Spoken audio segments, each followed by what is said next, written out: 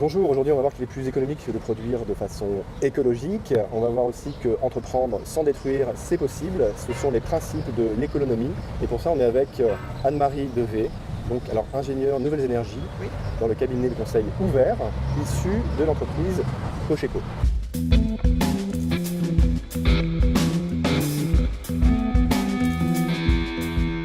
Je vous invite à vous inscrire à la newsletter en cliquant sur le lien qui est juste en dessous dans la description de la vidéo. Inscrivez-vous aussi à la chaîne en cliquant en bas à droite ou en bas à gauche sur la petite vignette pour ne pas manquer les prochaines interviews. Alors juste pour resituer, Cocheco, c'est quoi? Cocheco, c'est 10 millions d'investissements en 20 ans Ouais. et 15 millions d'économies. Vous êtes célèbre parce que vous êtes dans le film Demain, celui de Cyril Dion, en tant qu'une des entreprises les plus innovantes finalement du monde par rapport à ce que pourrait être un modèle pour demain pour un très grand nombre d'entreprises. Alors la plus innovante, je sais pas, mais en tout cas, Une d'entre elles. une qui essaye, en tout cas, j'ai envie de dire, qui essaie de faire sa part à son échelle. Donc Cocheco a entamé sa transition économique il y a 20 ans D'accord. et le bureau d'économie ouvert est né de cette transition. Ok, donc ça veut dire que pendant 20 ans, vous avez mis en place différentes choses en entreprise à tous les niveaux, aussi bien au niveau énergie, biodiversité, isolation, Éco-conception, éco-conception, déchets, mobilité, stratégie, biodiversité, etc. Je pense qu'il n'y a pas un sujet qui vous a échappé. Ou alors on n'y a pas pensé, mais en tout cas on a essayé de tirer le fil. Ouais. D'accord. Et alors, peut-être que c'est le moment de donner une définition de l'économie. Alors, l'économie, c'est un petit peu le fil conducteur de toutes nos évolutions sur les 20 dernières années, Ouais. dans le sens où à chaque fois qu'on entreprend une nouvelle action ici, on essaie de faire en sorte qu'elle respecte les 3 critères de l'économie. Qui D'accord. sont, le premier, c'est améliorer le confort au travail, Ouais. réduire l'impact sur la santé humaine. Ok. Le second va être de réduire l'impact sur l'environnement. Ok. Et le troisième va être améliorer la productivité. Ça a été conceptualisé par Corinne Lepage. Parcours une page, Oui, d'accord. exactement. Et c'est Emmanuel Durion qui a vu cette notion, qui s'en est inspiré et qui, bien évidemment, avec son accord, l'a reprise. Comment on fait pour mettre en place une démarche d'économie où on va générer de la valeur à la fois humaine, environnementale et financière dans l'entreprise? En combien d'étapes on peut arriver à faire ça? Alors, pour le bureau d'études ouvertes, Cocheco, c'est un petit peu notre labo d'expérimentation. Ouais. Et donc, dessus, on a un petit peu notre méthodologie qu'on a mis en place ici et D'accord. que, de ce fait, maintenant, on exporte Oui, dans alors- les entreprises qui souhaitent être accompagnées. En parenthèse, il y a énormément de monde qui vient vous voir ici pour Cocheco depuis des années, Oui. et à force d'avoir des demandes, finalement, vous avez ouvert ce cabinet pour conseiller les entreprises qui vous l'ont demandé. Alors en fait, c'est lors de la mise en place de nos évolutions ici chez nous, Ouais. on a cherché à se faire accompagner par des bureaux qui avaient justement cette vision transversale D'accord. à travers tous les sujets du développement durable.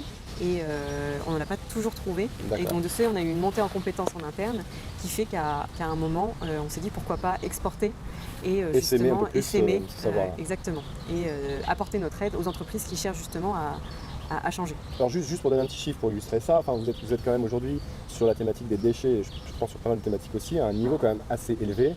Vous en êtes à plus de 99,97, quelque chose comme ça, Oui. pourcent de tous vos déchets qui sont réutilisés en fait. Qui sont recyclés ou réutilisés en tant que tels, oui, tout à fait. D'accord. Le but du jeu, c'est d'arriver à 100%, bien évidemment.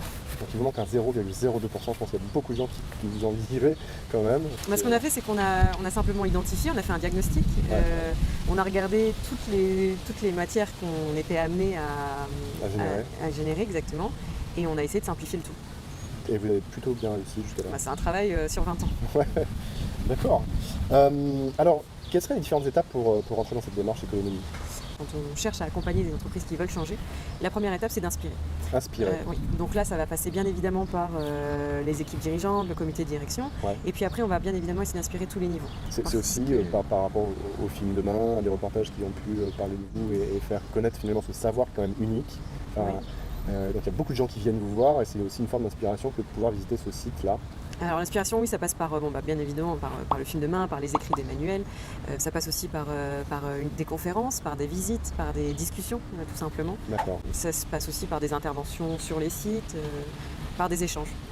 Toujours par des échanges. D'accord, mais c'est important de parler effectivement de cette phase Exactement. d'inspiration qui est quand Ouais. même le premier déclencheur pour s'intéresser à la phase 2. Exactement, la phase 2 qui est la phase diagnostic, on en parlait un petit peu tout à l'heure avec les déchets.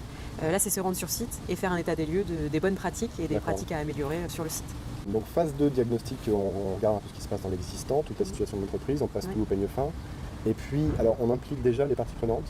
Oui, tout à fait. Dès la phase d'inspiration. En fait, on évite de faire de l'information descendante où on va justement inspirer uniquement le comité de direction qui doit lui-même s'occuper de diffuser. Ouais. Là, ce qu'on va faire, c'est qu'on va faire comme du bottom-up. En fait, on va venir inspirer tous les niveaux de l'entreprise. D'accord. Donc, au diagnostic, on va aller justement à la rencontre des personnes qui sont concernées, des acteurs sur le site, qui sont concernés par la vie du site. C'est au moment de la troisième étape, c'est-à-dire la co-construction, la co-élaboration, qu'on va vraiment les faire intervenir, dans le sens où on va leur demander leur avis, tout simplement. Ok. Et cet avis est pris en considération dans la pondération des différents sujets. Tout à fait. Donc en fait, ce qu'on va faire, c'est qu'on va faire des sessions de travail, des sessions de créativité, des groupes de travail, où on va justement écouter. On va s'intéresser au positionnement de chacun, à la sensibilité de chacun, et on va s'assurer que tout le monde se sente intégré dans cette démarche. Mais c'est vrai que par essence, souvent, on est un peu réfractaire au changement. Souvent, on a l'impression que le changement égale perte, changement égale contrainte. Alors que dans la démarche de l'économie, justement, changement égale facilitateur en fait. C'est le contraire qui se passe. Exactement. Donc l'idée d'intégrer toutes les parties prenantes dès les premières étapes, c'est justement de s'assurer que tout le monde se sente non pas contraint, mais intégré. Ouais. D'accord. Alors on a fait la co-construction, on se retrouve avec un plan d'action qui peut aller jusqu'à 200, 300 idées uniques. Ouais. Et comme beaucoup d'équipes qui se retrouvent à décider, se disent mais en fait on est un petit peu perdu. 300 idées uniques, oui, effectivement. Ça peut arriver sur certains sites, on a déjà vu autant, beaucoup d'idées ressortir. Des idées comme mettre plus de poubelles pour faire le tri des déchets, des idées comme mettre des détecteurs de présence, mettre des LED, je ne sais pas, mais voilà, 300 idées uniques pour justement changer le site, réinventer le site. Là, très souvent, on peut se retrouver un petit peu perdu et se dire mais qu'est-ce qu'il faut qu'on mette en place, qu'est-ce qu'on peut faire en termes de planning, en termes Par où on commence. Par où on commence, exactement. On a tout ça à faire, c'est ce gros pavé d'actions à faire. Déjà, est-ce qu'elles sont toutes pertinentes à mettre en place ?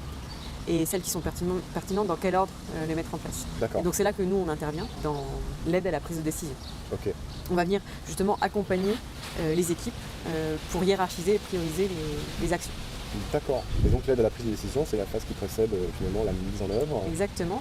En fait, pendant la phase d'aide à la prise de décision, on va faire ressortir des actions qu'on appelle les quick wins, qui sont des actions qui nécessitent un faible investissement et qui vont avoir un impact, disons, fort, quasi immédiat. Les quick wins, c'est, mettez-le vous, je pense que vous avez peut-être déjà conscience de ça, mais peut-être pas. C'est le truc à faire en premier pour initier le déclic un peu dans l'entreprise qui va faire qu'on va pouvoir accrocher la suite. Il n'y en a pas toujours, mais en tout cas quand il y en a, déjà ça permet en termes de communication dans l'usine, en termes de fédération de la mobilisation, déjà ça permet de faire un signal fort, de dire regardez on a fait un plan d'action tous ensemble et on agit déjà. Et on a déjà des résultats. On a déjà des résultats. Et donc en fait ça va agir comme un wagon de tête qui va lancer la locomotive, qui va lancer le petit train, et puis là après on va rajouter un deuxième wagon, et puis après un troisième. En fait ça va générer des économies qui vont permettre de faire comme une petite base, une petite ressource financière qui va permettre de mettre en place d'autres actions qui elles étaient peut-être plus coûteuses et moins évidentes à mettre en place dès le début de la démarche. Alors un exemple que vous me disiez en préparant l'interview, c'est que baisser par exemple le chauffage d'1 degré dans les locaux, si c'est envisageable, ça permet d'économiser jusqu'à 7% de sa facture d'électricité. Alors bien évidemment ça dépend de la typologie du site et du système de chauffage, mais il est vrai que dans certains cas 1 degré égale 7% de la facture d'énergie par rapport au poste de consommation de chauffage, tout à fait. Il y a d'autres exemples comme ça qui seraient intéressants de... Oui, alors là bien évidemment ça se détecte au niveau du diagnostic, mais au niveau de l'éclairage, au niveau des fuites d'eau, fuites d'air comprimé, ce sont des choses qu'on peut justement diagnostiquer assez facilement. Mais par exemple, imaginez un robinet qui coule en continu, c'est des ressources qui sont gâchées. C'est pareil pour l'air comprimé, puisque pour produire de l'air comprimé, on dépense de l'énergie et ensuite cet air, on le perd on le perd dans le réseau. Ça dépend bien évidemment du type de fuite, etc. Mais sur certains sites, c'est 30% du poste de consommation air comprimé qui est dépensé en fuite. Wow, okay. Est-ce qu'il y a d'autres choses auxquelles il faut vraiment faire attention pour maximiser la valeur générée dans cette démarche ? Il y a plein de choses. Il y a vraiment beaucoup de critères à prendre en compte, mais le critère primordial, c'est bien évidemment l'écoute de chacun et surtout de ne pas laisser retomber le soufflet et de mettre en place. Comme vous dites, on tire le fil à un moment donné et puis on peut le tirer pendant très très très longtemps comme ça.